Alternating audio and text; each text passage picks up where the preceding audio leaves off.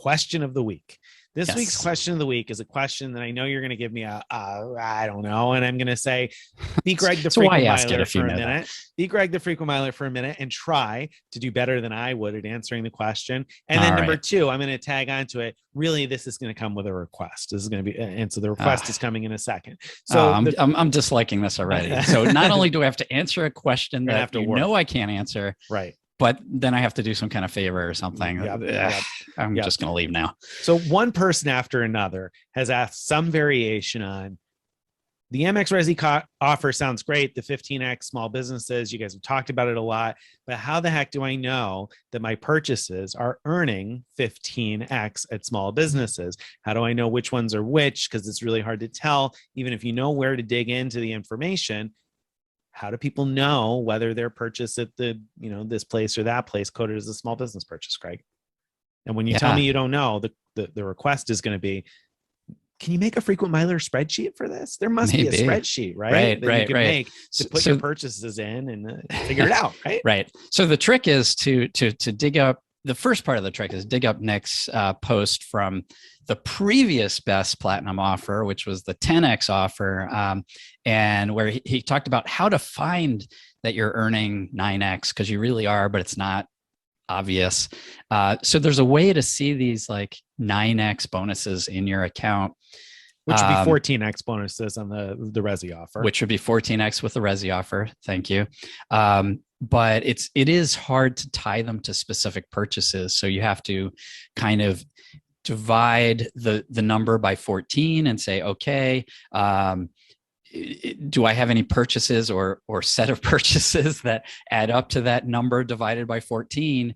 And then you can, if you don't have that many purchases all the time, you probably can work that out. But if you have lots of purchases, it could get pretty complicated. I bet it probably would get pretty complicated.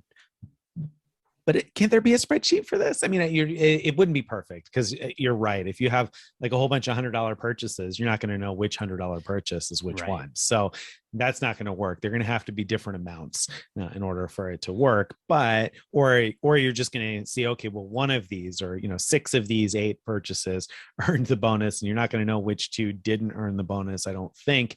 Right. But there should probably be able to, or be a way to make a spreadsheet to at least narrow it down, right? Yeah, I'm probably, although, the way I think I would approach it is on a day when I'm not like spending the card a lot on other things, like make a small purchase at whatever the place is that you're wondering about, if that's possible. The simple solution. Yeah. And then wait and see if it showed up, and then say, oh, okay, now I'm going to go back and buy a car from them, instead of just the hubcap that I bought the other day at the car dealer. Exactly. That's the simple solution. I agree. And I think if I were looking to spend 15,000 or 25,000 all in one shot, that's for sure what I would do. I want to know that that's the one and do it that way.